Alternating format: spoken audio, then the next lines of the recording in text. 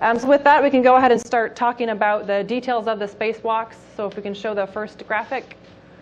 So there are our spacewalking crew members. We have Rick Mastracchio. He comes to us with 6 spacewalks under his belt, so he's a very experienced spacewalker. He will serve the EV1 or lead spacewalk officer or lead spacewalker role for EVAs 1 and 2.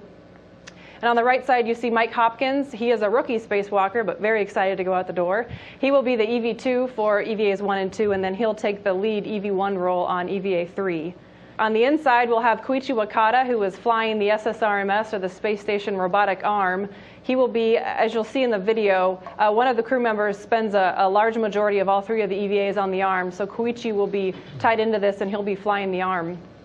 So the next graphic shows the overviews of the 3 spacewalks. So broad strokes, what we plan on doing. On the first spacewalk is focused on de-integrating the failed pump module. So that includes demating the fluid quick disconnects, installing a pump module jumper box, which allows us to have fluid flow between the rest of the TCS, the thermal control system, with the accumulators in the system, and then demating the electrical connectors on that failed pump module.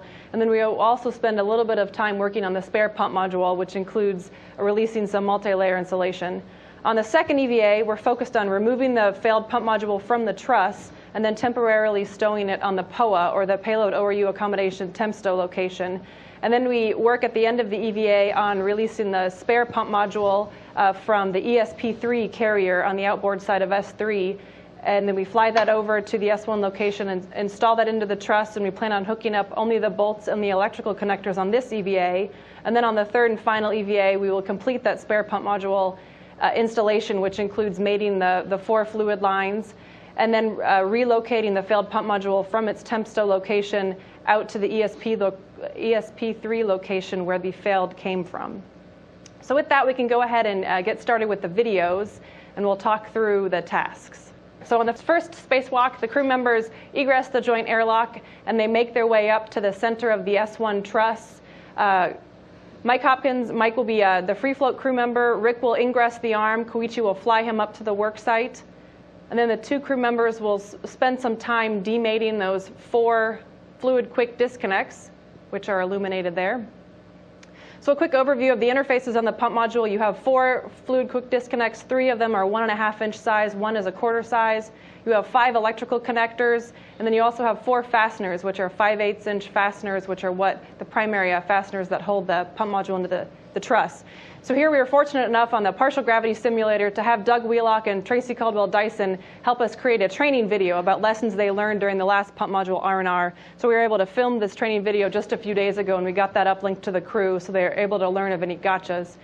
Once those 4 fluid lines are disconnected, they'll then work to install the 1/2 inch and the 1.5 inch fluid lines to this pump module jumper box. And as I mentioned, this is what allows ammonia to flow, now that the pump module is out, allows ammonia to have access to the accumulators in the nitrogen and ammonia tanks to prevent liquid lock.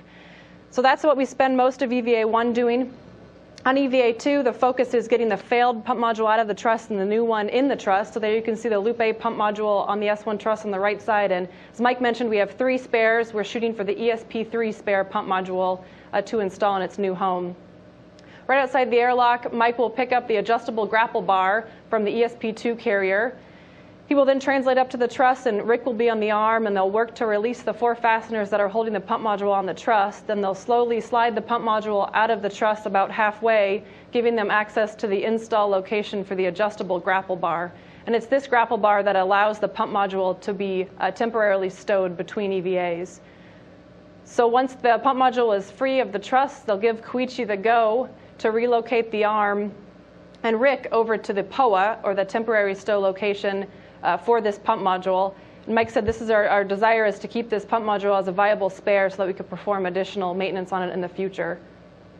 So once they have the spare pump module stowed on the POA, they'll then work to translate over to ESP3 where the new pump module is located. They'll release that from the carrier and then fly back over to the truss to install that new pump module in the same location where we removed the failed. As you can see, there's quite a bit of arm maneuvers throughout all of these EVAs, so I'm sure Koichi will be getting a workout. So they'll work together to slowly guide the pump module into the truss. and then they'll attach the 4 fasteners that hold it in place and then mate the electrical connectors, which will give us good insight into seeing if we have a viable spare in this pump module.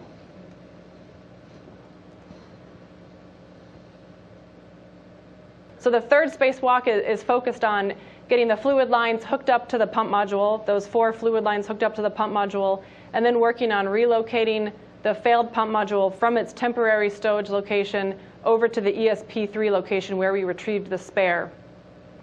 On EVA3, we'll be swapping roles, so Mike will actually be the crew member in the arm this time, and Rick will be the free float crew member. As Koichi is flying Mike over with the failed pump module, Rick will spend some time at the S1 pump module install location, verifying that he has everything buttoned up and that we've cleared the MT translation corridor.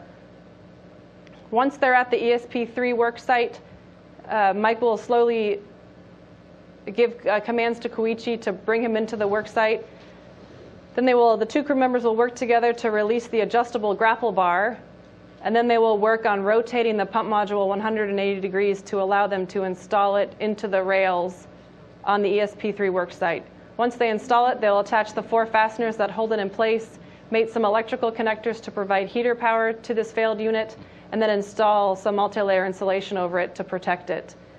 Mike will then work to retrieve the adjustable grapple bar from a temp stow location.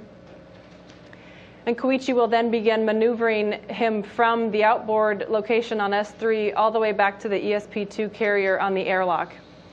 During this time, Rick will be cleaning up the work site, which includes packing up the tool bags that they brought out with them and then heading back towards the airlock.